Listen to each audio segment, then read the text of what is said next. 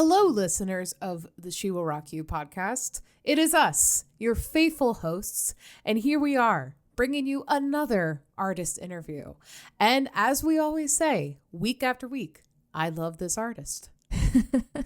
We wouldn't interview someone we didn't like. Let's be real. Yeah. They have to pass. I mean, me and Leah, not that we're super thorough in our artist choices, but there's a certain vibe check that needs to happen first.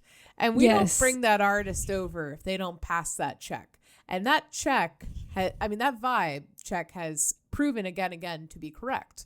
So the vibes don't lie. The vibes don't lie. So who are we talking to? We are talking to Larissa from Black Satellite. Definitely a artist to watch, I have to say, because they have been just killing it in the rock and metal scene right now. You'll hear about it. They're touring with Nita Strauss. She's awesome. And she has some really fun stories about that tour. I cannot wait for you guys to hear it. And like I said, this is just an awesome artist. They are really putting out some awesome music right now. And I'm just going to let Larissa take it away. So I'm Beth Ann. And I'm Leah. And this is She Will Rock You. Where are they getting a dub in a CBS executive meeting? No. Bitch, don't touch my thermostat. The ghost be like, hold up, before I haunt you, let me turn down the thermostat. Who is this band? We're on page 1, guys. This is She Will Rock You. So today we're talking with Larissa Vale from Black Satellite. How are you doing today?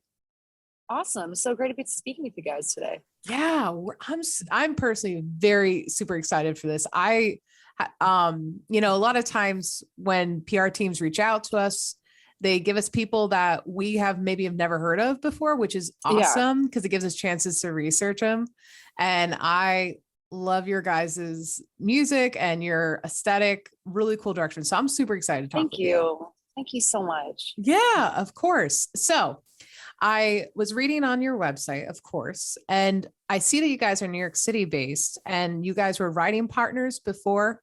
Is right. That yeah. Awesome? So tell me how you guys decided to team up to form Black Satellite.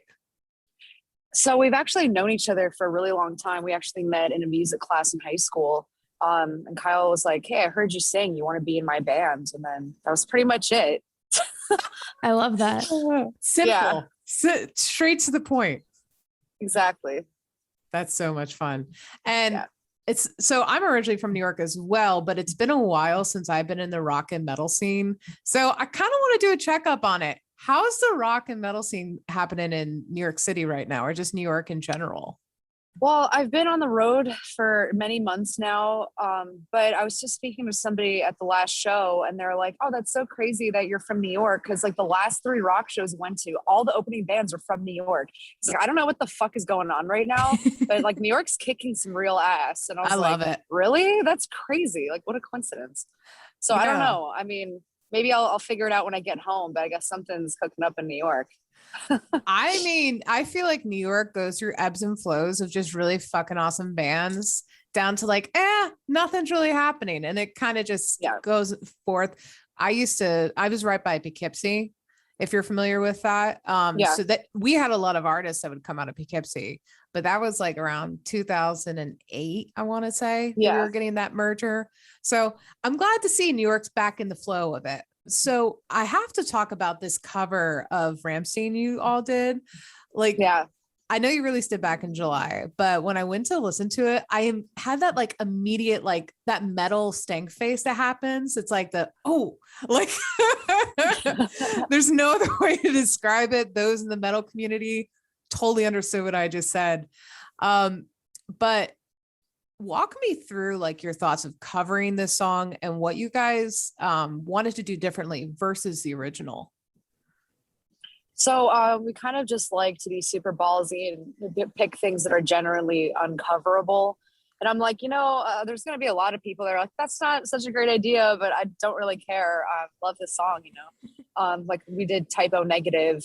And it's like, how the fuck are you going to sing Pete Steele, But so kind of wrote our new instrumentals. And the way we approached this one as well, it's like, obviously I don't have like a low voice like Till. So I'm like, all right, I'm just going to scream it, kind of make it our own. And like we didn't change it as much as like some of our previous covers, but you know, Kyle added like his top lines, we rewrote all the synth parts.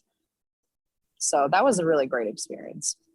Yeah. I love that you added like you were saying, you screamed those parts. And I personally, I think I prefer your version over the original. Not any hate to Ramstein. They're great too, but your version's really fucking awesome. Thank you so much. Yeah, of course. Now I know we were talking a little bit that you guys are on tour. You're on tour with Nita Strauss, correct? Yeah, we are. That is so. How's that going? Oh my god, it's been incredible. Like since day one, she was like, ah, and like hugged me. And I was like, oh my God, they're so nice. And then like every single day we just building on the friendship and we're hanging out. Like even last night and then on our last day off, like a week ago or whatever, they're like, hey, do you guys want to go see Ghostbusters with us? And I was like, that's so nice that they want to see us even on our days off. And I guess they're parked at the same mall here somewhere. I'm sure we'll see them later. And then before we even went on the tour, she DMs me. She's like, hey, we want to do Feed by Frankenstein. Do you want to sing it with me? And I was like, oh my fucking God, yes. Are you kidding me? I can't even believe that she asked me. I'm so honored. I was like, wow, she must have done her research. Either that or like she's willing to take the liability. I mean, does she know if I can kill it? I mean, I know I can kill it, but she didn't even meet me at that point. She was like, sing a song during my set. So I was like, okay, fuck yeah. So we've been doing that every single night and it's been absolutely incredible. You just like watch people's faces light up and then, you know, I jump back on stage and then I'm like, hey guys, I'm back. And the fucking crowd starts screaming because, you know, when I'm like, this is our last song, they're like, no, don't leave. Oh, I love it. It's kind of funny. So now it's like a moment and I come back and everyone's like, yes. But the craziest thing that's happened was in Phoenix, Alice Cooper came to our show. No. And so I just walk into the green room and then I see him sitting there and I was like, oh shit. And then Nita's like, oh, great timing. I want to introduce you to somebody. And I was like, okay. And then she was like, so Alice, I was thinking, you know, maybe you want to jump on for the second verse or whatever. We'll do like a little gimmick thing. Like, here, give me the microphone, you know? And I was like, oh yeah. I'm just like watching this interaction. And that night I sang on stage with Alice Cooper. Wow. And he came on for the second verse. So we finished the song out together, sharing the microphone, you know, their arms wrapped around each other. It was so surreal. Jeez, what an experience. Like, yeah, and I love seeing when musicians just like appreciate each other. I think that's the most beautiful thing about like any scene, but like the rock scene, especially, man, that had to be just like an insane. I mean, I couldn't even imagine going into a room and there is like Alice Cooper or any artist just like, oh, hi. Yeah. I mean, I'm sure a lot of people would have shit their pants singing his song in front of him. He's side stage watching me sing his song. But I was like, this is awesome. Like I wasn't nervous at all. I was just totally taking in the moment, having so much fun with it. And then when I got off stage, he endearingly patted my arm. He was like, that was really good. And I was like, yes. Oh, dude, you need to tattoo where he touched your arm. I'm just saying. I think that's the next tattoo personally. Yeah. So I read on your website as well, you guys just finished the sophomore album, correct? Aftermath. Yeah. Awesome. Mm-hmm. Do you guys have a release date yet? If not, so it's probably going to be like first or second quarter next year. Okay. COVID obviously messed things up for, I think, the whole world, you know, in case you haven't heard. Yeah. I really, really want to put it out, you know, but yeah, if you're not able to tour or play shows or whatever, it kind of doesn't really help. But things are opening back up. We dropped the first single, you know, so we're really excited. Yeah, that's super exciting. And, you know, as you guys are getting prepared to release it, do you have anything like you're the most excited for listeners to hear or take away from that album? Yeah, I mean, this album is a lot darker and more aggressive than our first record. We kind of just stumbled upon this heavier sound that we're really digging. So, I mean, the last one kind of was more, you know, on the lines of an alternative, but this is very much in the vein of like hard rock and metal. Mm-hmm. And these songs are just so much fun to play live. Oh, I love it.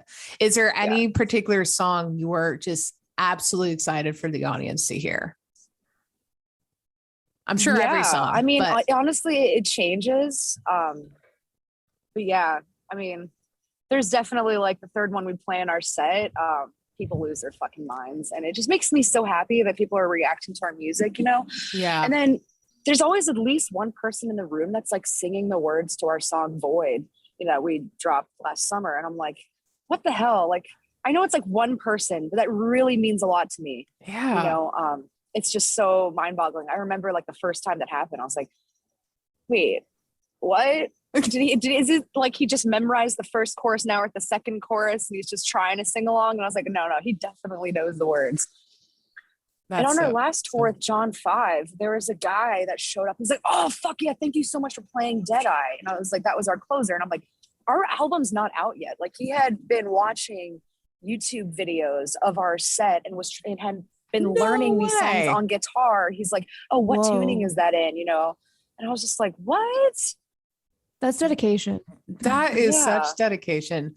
Would you say, kind of jumping back into, I know you guys are on tour and playing concerts, would you say like the audience is different this time around after COVID? Because I feel like the shows I've been to post-COVID, there is just an insane energy that I have personally never experienced, where people actually, I guess it's just like, you realize how grateful you are for that show, if that makes sense. But that's me coming from people have been rowdy as fuck, you know, and we're just as grateful to be doing it. Like, just people, like this one guy the other show, he was like, you know, thank you for being you, because you, as an artist, like, you change our lives. Like, we need to go to these shows, you know, and it made me really emotional. I was like, Jesus Christ, you know, I mean, it's like the same for us. Like, playing the shows saves our lives, you know, like, we need to be doing it. So it's like, you have that mutual connection, you know, and I never take any show for granted. I don't care how many people are there, you know, you always find a way to connect with people. Mm-hmm. And that's kind of like the amazing thing about, you know, the rock community.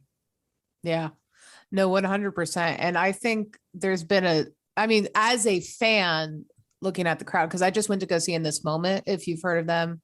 Yeah. Maria Brink is just absolutely incredible. Yeah. Artist I mean, the band is incredible. I just love Maria Brink and her energy, but just like, there's like this fire even in the artists after all of this. And like you were saying, I can almost see that dedication with some of the artists I've seen this just thread line, if you will. Yeah. Yeah, absolutely. Well, I know you guys are planning an album. I know you're on this tour. Do you have any really exciting plans coming up for 2022? I mean, even if that wasn't enough. Oh my God. So many things that make me really happy, but I can't announce them yet. But what I can say is we're going to be really fucking busy. Okay. I will take that. So where can people find you? Since I know you guys got a lot of exciting things. How can people find you and follow you guys so they can keep up? So a good starting point is blacksatellite.com. It has links to all of our social media, our records, all of our socials are Black Satellite. Awesome. Well, and I encourage people to DM us and reach out, because, you know, whenever we have time, we try to get back to every single message. So awesome. I love that. I love that so much. Yeah. Well, Leah has some lightning round questions. So I'm going to toss it over to her. The first one is very fitting since you guys are on the road right now. Which fast food chain is the superior food chain? Okay, so I'm kind of an elitist, and like, I will not eat fast food. Like, I will actually just starve and not eat and eat fast food. And everyone makes fun of me for it. I just can't do it. Like, I know it tastes amazing probably, but I just can't. Do you pack snacks at least? Please tell me you're eating. We're kind of crazy. We go to like the grocery stores and we like buy all the stuff. And we actually have like all these cool cooking gadgets on the road. Like I have like a hot pot, and I actually like boiled like pasta in it the other day. That's amazing. Yeah. You know, we have crock pot dinners. We cook for the whole camp, and that's fun. I like that. Eating healthy on the road is hard. So like, mad respect. I'd be at McDonald's. Once we hit up at day. Trader Joe's, we're like, all right, stock up the bus. Let's go. Yeah. I also feel like a lot of artists we've covered on the podcast, we will put in through line of like, and the band went to Taco Bell a lot on tour. Like I've done that 2 or 3 times for artists because it's just in their wiki page. So touring musicians keeping fast food alive. Sorry for screwing up your lightning round. No, it's okay. Oh, that's okay. You'd be surprised the amount of times that we ask a question and the artists are like, we don't actually do that. We're like, what? What did you last search on Spotify? Oh, Jesus Christ. This is really weird. I don't like listen to a lot of music on tour because we have to every day. But and it's always like someone else's Spotify playlist, like when we're actually just chilling. Like it's normally our bass player. God, I'm so bad at this lightning round thing. Like actually okay. I don't eat fast food. Don't listen to music. It's okay. That's all right. It's it's not a test. No. Hopefully, but I guarantee, I guarantee Feed My Frankenstein, the live at the Olympia version, that's probably already up next time I load the app. So awesome. This one you should be able to answer. Describe your dream vacation. Ooh, okay. I love adventure vacations. Like I really want to go to Egypt and like see some, pyramids and catacombs and temples and shit like that. Like I did a Machu Picchu trip with my family and we actually hiked the Inca Trail for like 4 days in the Amazon, sleeping in tents. And like, that was the best. That sounds incredible. Yeah. Did you see a llama? Fun. I did. I saw several llamas. I pet several llamas. Unfortunately, I saw a cougar in a bush, which freaked me the fuck out. You think that like these kinds of hiking trails would so not pass code in the US. Like they were built by the Incas. Like it's very dangerous. Some of these like mountain passes, I'm like, oh my God, I'm gonna die, like straight up. But it would take 2 days to hike back. And it's just 2 more days. So I'm stuck right in the middle. And the only way you're getting off the mountain is if they get a helicopter and they can't even land it anywhere. And our travel guide was like, yeah, I asked like, well, have you seen people die on like this, trail? And he's like, ah. And I'm like, why did I ask? Oh my God. I was kind of expecting like reassurance, or maybe you just lie to me and make me feel better. It's like, nah. I saw a kid fall off the mountain once. I'm like, what? He should have lied. He definitely should have lied. Terrifying. It was a real life or death adventure vacation. Jeez. Okay, maybe that doesn't sound as fun as I thought it did. No, but the reward was actually getting there, and you enter through what they call the sun gate. And it's like these pillars, and it's just so majestic. That sounds incredible. That's good. I would have been the kid. There's a falling off safer the path. cliff. We just took like the Black Diamond Trail. You know what I mean? You just had to go for it. One. Yeah. Yeah, I would definitely be falling off the cliff. I'd be like, see you all later. Like I would not have survived that. Leah is shaking her head. I sprained my ankle on the 3rd day too. That was fun. Geez. Oh no. Do you believe in ghosts? Yeah. Everyone we've asked that has said yes. Really? They passed the vibe check. And then the last question is our question that we ask everyone who comes on this show. If you were a cereal, what would you be and why?